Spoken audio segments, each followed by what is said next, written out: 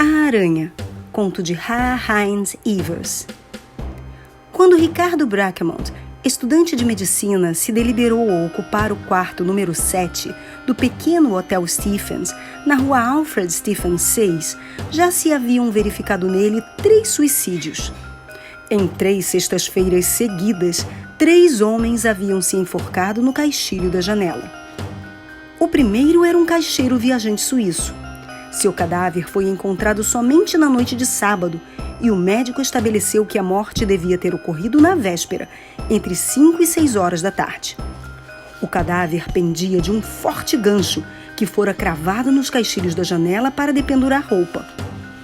A janela estava fechada e o morto, para enforcar-se, utilizara a corda da cortina. Sendo a janela muito baixa, suas pernas se arrastavam no soalho quase até aos joelhos. Era, portanto, evidente que o suicida precisara de grande energia para levar a cabo seu intento. Apurou-se demais que ele era casado e pai de 4 filhos, que sua situação financeira era florescente e sólida e seu caráter sereno, ou melhor, alegre até. Nenhum escrito foi encontrado que se relacionasse com o suicídio e tampouco um testamento. Nenhum dos que o conheciam pôde dizer que jamais houvesse manifestado, ainda que vagos propósitos de morte. Não muito diferente se apresentava o segundo caso. Carlos Krause, artista do Circo Médrano, instalado não longe do hotel, veio ocupar o quarto número 7 2 dias após o primeiro suicídio. Na sexta-feira seguinte, como não comparecesse ao espetáculo, o diretor do circo mandou um empregado até o hotel. Este achou a porta do quarto aberta e o artista pendurado no gancho da janela nas mesmas condições que o viajante suíço. Este segundo suicídio resultou tão misterioso quanto o primeiro. O artista gozava da simpatia de todos que o conheciam, tinha bom ordenado e saboreava em todas as maneiras a exuberância dos seus 25 anos. Também ele nada deixara escrito, nem nenhum indício havia que lançasse um raio de luz sobre as causas do acontecimento. Jovem artista tinha ainda viva a mãe, muito velha, a qual costumava remeter pontualmente no primeiro dia de cada mês 200 marcos para o seu sustento. Esta segunda e estranha morte teve consequências bastante desagradáveis para a senhora de Bonnet, proprietária do pequeno hotel, cuja clientela se compunha quase que exclusivamente de empregados e artistas dos vizinhos varietés de Montmartre. Alguns dos clientes mudaram-se. Outros, que frequentavam o hotel com regularidade, não apareceram mais lá. Foi então que a senhora se dirigiu ao comissário de polícia do 9º distrito, seu conhecido e amigo, e este prometeu fazer tudo o que estivesse ao seu alcance para auxiliá-la. E com efeito, não somente levou avante com muito zelo as diligências acerca das possíveis causas dos 2 suicídios, mas pôs outro sim à disposição da senhora um guarda, que foi ocupar o quarto misterioso. Chamava-se o guarda Carlos Maria Chaumier e oferecera-se espontaneamente para a especial tarefa. O antigo Marsuim, com 12 anos de serviço ativo nos fuzileiros navais, Carlos Maria Chaumier, no tempo em que era sargento no Tonquim ou no Anã, passara sozinho noites inteiras nos postos avançados. E acolhera com tais salvas de fuzilaria as visitas repentinas de piratas amarelos quando estes tentavam aproximar-se sorrateiramente, que pareceu a todos o homem feito sob medida para receber dignamente os fantasmas dos quais já se tagarelava em toda a rua Alfred Stephens. Ele ocupou tranquilamente, após fazer honra fartamente às comidas e às bebidas da ilustre senhora de Bonnet. Todos os dias, pela manhã e à noite, Chaumier ia ao comissariado de polícia para fazer seu relatório. Mas, inicialmente, ele só pôde referir que não descobrira nada, nem o menor indício. Na noite de quarta-feira, contudo, afirmou que julgara ter encontrado uma pista, mas pediu licença para guardar por mais algum tempo segredo a tal respeito. Não sabia se aquilo que julgava ter descoberto tinha realmente qualquer relação com a morte dos dois suicidas. Receava comprometer-se e tornar-se algo da chacota geral. Na quinta-feira, o seu modo de proceder pareceu um pouco mais incerto e também mais sério, muito embora nada de novo tivesse para narrar. Na manhã de sexta-feira, apareceu tomado de certa agitação. Um pouco gracejando, um pouco sério, disse a tal janela possuir deveras um estranho poder de atração. Assegurou, todavia, que isso não tinha a menor relação com os dois suicídios e que certamente zombariam dele se insistissem em falar no assunto. Na noite desse mesmo dia, não compareceu no comissariado. E quando foram procurá-lo, encontraram-no pendurado no famoso gancho da janela. Também este suicídio parecia ter sido levado a termo em circunstâncias idênticas às dos dois primeiros. As pernas tocavam o soalho e à volta do pescoço estava enrolada a corda da cortina. A janela estava cerrada, mas a porta não fora fechada à chave. E a morte ocorrera por volta das 6 da tarde. Da boca do cadáver, escancarada, pendia a língua. Esta terceira tragédia do quarto número 7 teve como consequência que no mesmo dia os hóspedes do Hotel Stephens se mudaram em massa, com exceção de um alemão, professor de ginásio, o qual aproveitou a oportunidade para obter um abatimento de 30% no preço de seu quarto. No dia seguinte, Mary Garden, o astro do Opéra Comique, mandou parar seu carro Renault diante do hotel e comprou a corda da cortina por 200 francos. Em primeiro lugar, porque dava sorte, e secundariamente, porque os jornais falariam disso. Mas não foi esse um grande consolo para Madame de Bonnet. Se o fato se houvesse verificado no verão, nos meses de julho ou agosto, a senhora de Bonnet poderia ter pedido pela corda uma quantia 3 vezes maior, e os jornais, durante semanas a fio, teriam se dedicado ao assunto nas colunas inteiras.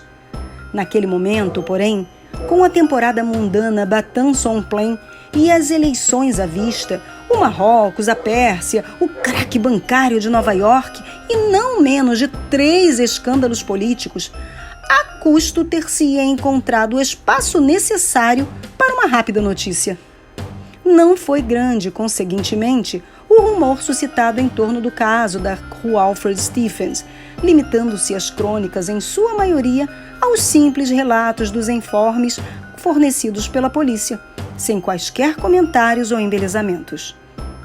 Foram estas também as únicas notícias que o estudante de medicina Ricardo Braquemont veio a conhecer a respeito do caso. Somente um detalhe permaneceu-lhe ignorado. Parecera ele tão desculpável que nem o comissário de polícia nem as outras testemunhas de vista lembrara-se comunicá-lo aos repórteres. Somente mais tarde, após a morte do estudante, é que alguém o recordou. O detalhe é o seguinte: os policiais tiraram do gancho da janela o cadáver do sargento Carlos Maria Chaumier. Da boca escancarada do defunto saiu uma grande aranha preta. O carregador do hotel atirou ao chão com um peteleco, exclamando: "Outra vez esse bicho nojento!" No decurso do novo inquérito, o que concernia o estudante Braquemont, o mesmo carregador disse, ademais, que quando fora retirado o cadáver do caixeiro viajante suíço, ele lhe vira no ombro uma aranha igual. Mas desse pormenor, Ricardo Braquemont nada soube. Tomou ele posse do quarto 2 semanas depois do último suicídio, num domingo à noite. O que lá dentro lhe aconteceu, registrou-o conscienciosamente em seu diário. Diário de Ricardo Braquemont, estudante de medicina, segunda-feira, 28 de fevereiro. Instalei-me nesse quarto ontem à noite. Abri minhas 2 maletas, arrumei minhas coisas e depois fui para a cama. Dormi otimamente. E eram 9 horas em ponto quando alguém batendo a porta me acordou. Era a dona do hotel, em pessoa, que me trazia o café da manhã. A boa senhora prodigalizava-me cuidados especiais, como demonstravam os ovos, o presunto e o excelente café que me trouxe. Lavei-me e vesti-me e, em seguida, fumando meu cachimbo, fiquei olhando o criado arrumar o quarto. Cá estamos, pois. Sei perfeitamente que o que faço é perigoso, mas estou resolvido a ver o fundo à canastra, se me for possível. E se outrora Paris valia a missa, hoje em dia, na realidade, custa mais do que isso. Posso muito bem pôr minha vida em jogo por essa cidade. Apresentou-se-me a oportunidade. Quero aproveitá-la. De resto, não foram poucos os que tiveram a mesma ideia que eu. Nada menos de 27 pessoas procuraram, quer por intermédio da polícia, quer dirigindo-se diretamente à dona do hotel, ocupar o quarto. Muito provavelmente, todos pobres diabos como eu. Mas quem ganhou o lugar fui eu. Por quê? Talvez porque eu fui o único que soube apresentar-se à polícia com um plano. Um plano estupendo. Na realidade, um bluff, simplesmente. Este relatório destina-se também à polícia. Diverte-me bastante a ideia de esses cavalheiros virem a saber, desde logo, que os mistifiquei.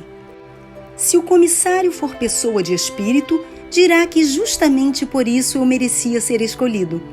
Aliás, o que ele disser em absoluto não me importa. O importante é que eu estou aqui. Parece-me até de bom auspício ter iniciado minha atividade logrando os sabujos do comissariado. Eu procurara antes a senhora de Bonnet, mas esta me disse que fosse falar ao comissário. Durante uma semana inteira, obrigaram-me a ir diariamente até lá e sair de mãos vazias. O meu oferecimento continuava sendo objeto de exame e todos os dias me diziam para voltar no dia seguinte. A maioria dos concorrentes já haviam renunciado à empresa.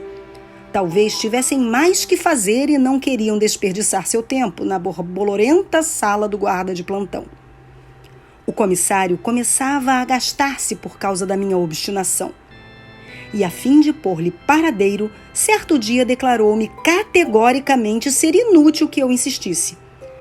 Agradecia-me, bem como aos demais, a boa vontade, mas em absoluto não podia interessar-se por polícias amadoras.